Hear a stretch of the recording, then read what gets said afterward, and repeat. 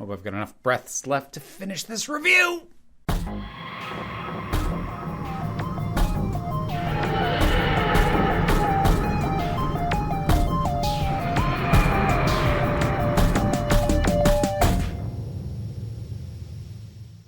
Oxygen.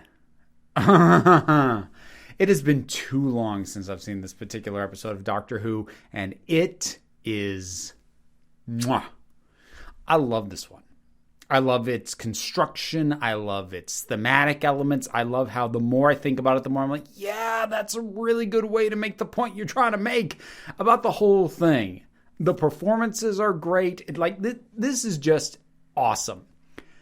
That said, it opens a little weak, but I'm going to forgive it because it's kind of a misdirect. Because the opening, which sets up the station and, that people are dying yet still moving around, it's not a particularly solid opening. And it makes it look, I remember, first time I watched it thinking, oh, great, space zombies. Woo. Aside from kind of being over zombies in a lot of ways, especially if you're just going to do zombies straight, which was what it looks like from that opening, and combine that with the fact that, I felt like Doctor Who had taken its shot at zombies with the flood in Waters of Mars, I wasn't too excited. Well, it's not what it looks like. And so I actually, only in hindsight does the cold open become clever, because you realize, oh, it made me think this is one thing, and it so is not. It's a really good way at not broadcasting your intentions right at the front end of the thing. So I do applaud at that. And from there, we then get the Doctor lecturing, in this case, just about space, and the way that being in space will kill you. His exact words, space wants to kill us. It's great. I really kind of wish that they had used this as part of the front end of more episodes for Series 10, because I really do like him as a professor in a lecture hall, just cutting loose with whatever the heck he felt like talking about. I think it was unnecessary for them to button it with a joke of the fact that he was supposed to be lecturing on something else. What's this got to do with crop rotation? We've already kind of established that he did this. We established that back in the first episode, in the pilot. So I didn't need that reiterated. But, that didn't kill the scene either, because, again, I like it. The whole thing with Nardole and the Doctor and Bill going, I love that, too. I love it for multiple reasons. First of all, there's just some great dialogue. I thought I sent you to Birmingham for a packet of crisps. Yeah, I saw through your cunning ruse. Great banter. I love the banter. And then the fluid link. Now, this is not only funny in the scene in and of itself, but it's a brilliant callback. This is the best kind of callback in my mind, because the way the whole scene plays out with Nardole saying, see this fluid link? I don't know what it does, but the TARDIS can't go anywhere without it. We told you that. You did. Exactly. What teach you to trust me? I love it because, first of all, this works 100% in and of itself. The scene in isolation works. You don't need to know that this is a callback. But if you do, it's great because the fluid link is something that has come up before way back in Classic Who, and specifically did actually ground the TARDIS, which it may just be in there as like a gag thing. Realistically, at some point, because it's all the way back in the Daleks, the very second story of Doctor Who, the fluid link did actually ground them. They couldn't leave the plant. They couldn't leave Skaro because they didn't have it. So definitely at some point, it did mean that the TARDIS had to have it. But for me, that just builds an implied bit of lore that the Doctor keeps tinkering with the TARDIS, which is, that's my headcanon for what he keeps doing with the sonic screwdriver, why it has a bajillion settings that it can do. He just keeps messing with it. And I like to think he does the same with the TARDIS. Like, boy, that whole thing with the fluid link, that was a pain in the butt. Maybe I should make it so it still functions even without it. And now we get payoff for that theoretical thing that I now like to believe happened. Now, overall, I would hesitate to call this episode particularly scary, but it is very ominous, and it's got a great atmosphere, and there's good tension building as it goes along, right from when they land. Because you get that thing right off the bat, unauthorized oxygen, you're like, wait, what? And I love that even though they're getting a million red flags, they're like, maybe we shouldn't be here and we should leave. The Doctor won't leave because he knows just from the life sign readings that there's 4 survivors, and he won't leave if there's survivors on board. He hasn't met them. He hasn't found them. He does not have visual confirmation that they exist. But he believes they do, and he's not going to leave because of that. Yes. We get a great series of escalations with the O2 getting expelled. I love that it's established that the reason that they can get in the suits that they do is because they were offline for repair. So it establishes right off the bat, these things are going to malfunction repeatedly. So it feels far less like a plot convenience when something goes wrong. Because normally that can kind of happen. It's like, oh yeah, it's like the horror movie when somebody like gets in their car and they're trying to start their car to run away from the killer and like the car won't start. Like, yeah, of course the car won't start because there's a killer. No. It's very firmly established that these things are faulty. That's why they weren't online in the first place. So that's built in right off the bat. So that's awesome. The sonic screwdriver actually gets busted. Properly busted. Not it's ineffective. Not, oh, it's deadlock sealed. They can't do anything. No, crushed. That does not happen very often. I'm kind of surprised it happens as infrequently as it does.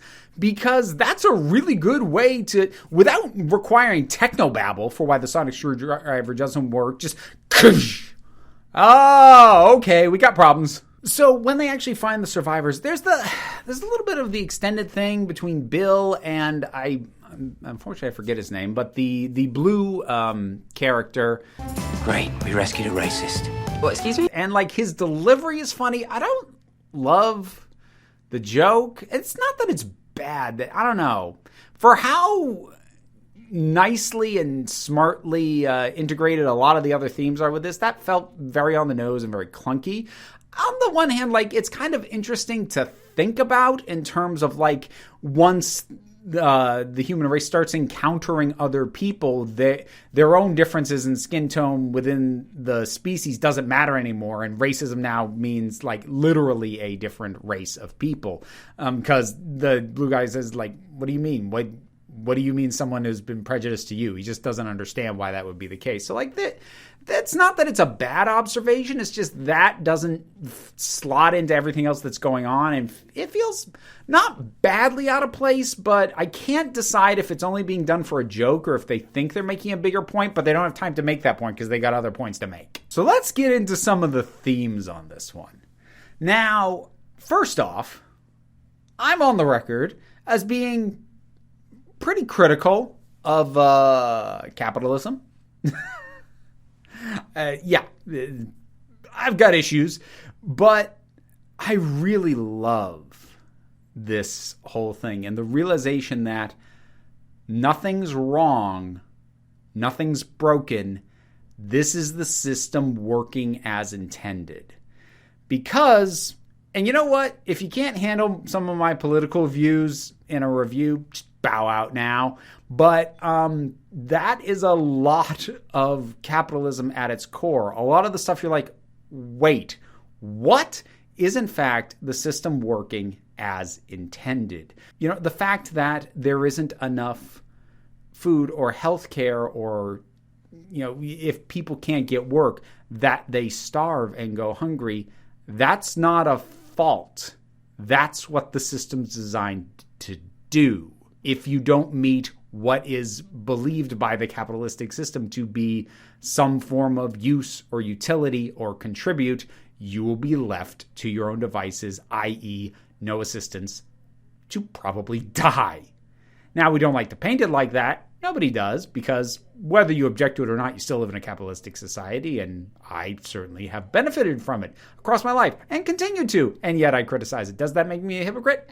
Maybe, but you know what? If it's screwed up, it's screwed up. But that's kind of my point. This big realization that them being killed because their productivity was so low and a whole new crew being brought in, this is not some sinister plan. It's not a heist. It's not a malfunction. It's not the AI going wacky.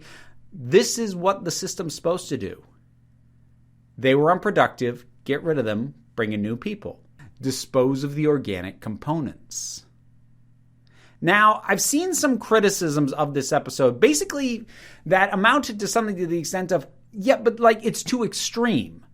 You know, actual businesses wouldn't do that. Well, I've got a couple of problems with this objection. The first is that, first of all, it's in the far future. You don't know what the current normal for what companies can get away with is. So, like, that's presumptuous of you to say. But even, you know what, set that aside. It doesn't matter. It doesn't matter if this is realistic.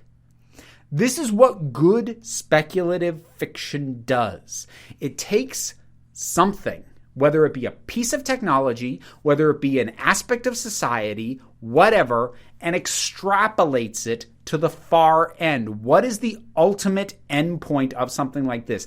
Does it mean that it's literally the same thing and they're saying this is what's happening right now? No, but they are saying like, look, on an unchanged trajectory, that's where you're going. And like you can criticize, or you can try and criticize and be like, oh, like that's so on the nose. And it's like, we would never let it get there. And you know what? And hopefully in reality we wouldn't, but it's fiction. They're allowed to take it to that extreme. Now, I will say that this whole slippery slope thing, which this is basically the narrative equivalent of a slippery slope argument, because if you start from the position of companies won't provide food to their employees, if they have a cafeteria at a company, you have to come and you have to pay for it yourself, even though food would allow them to be able to work and continue to work effectively, they still make them pay for it. You extrapolate that out to the point that, yes, we make them pay for the air they breathe. That is a logical extrapolation. It's a slippery slope argument. Now, if you ever try and use a slippery slope argument in real life, I will absolutely shut you down. You're allowed to do it in fiction. Heck, most of the best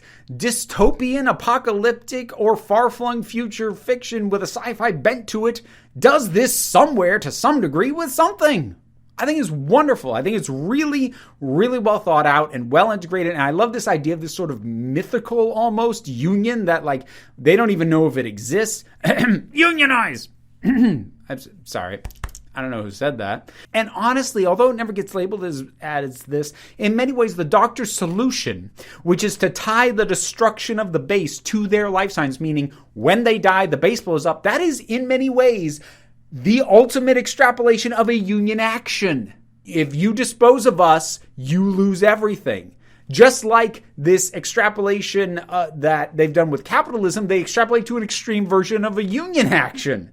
It's all been scaled up properly. And there was a line that I love, and I had not remembered this line, but I love it. Everyone says it's not their fault.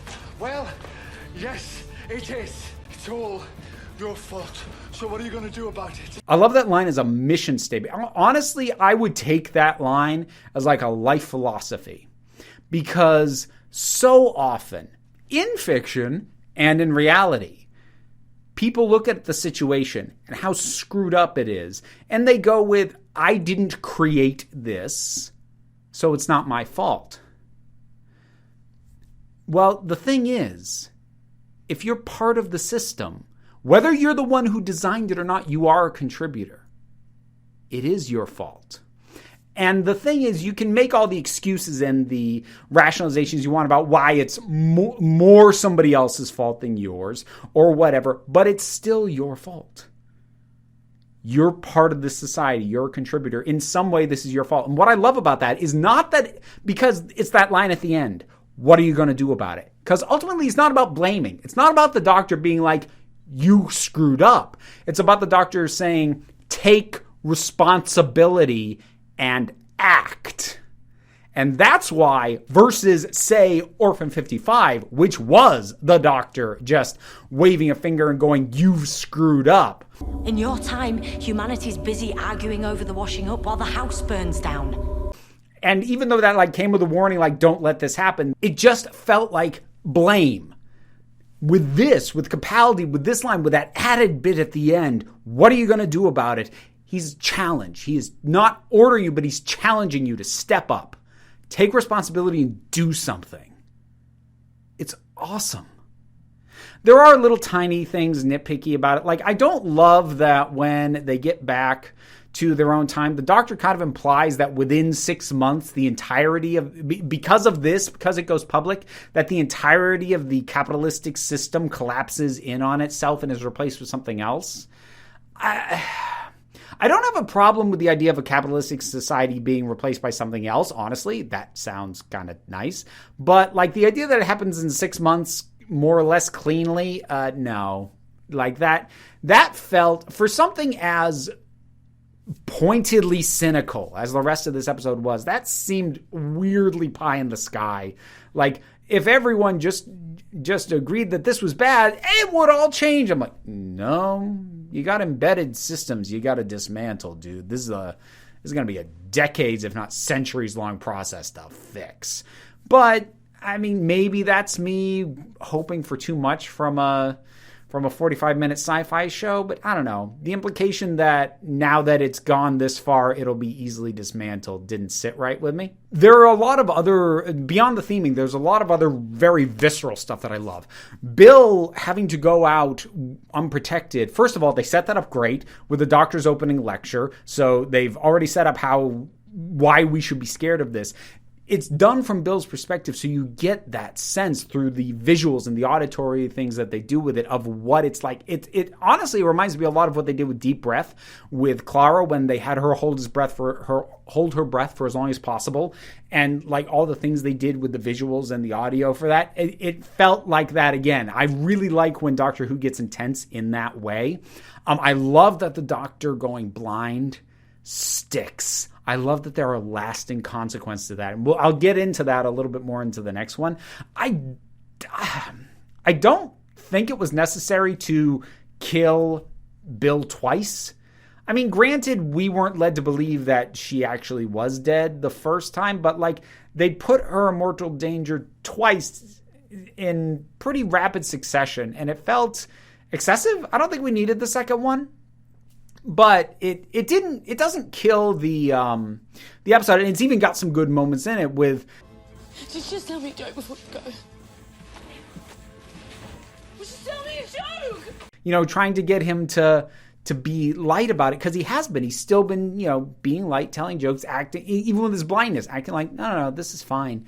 But he won't in that moment right before she dies. You know, with that second go. But again, I'm still not sure it needed the second time around. But you know what? Overall, nitpicks aside, I love this episode. Oxygen's great. And I love it even more the second viewing, like realizing how well thought out the theming of capitalism is in this one, especially given that it's picking up on stuff that was done earlier this series. Because like Thin Ice was dealing with some similar topics, if not coming at them from the same angle. So similar themes, new angle, new product. Love it. Doctor Who, Oxygen. You rewatched it lately? What'd you think about it?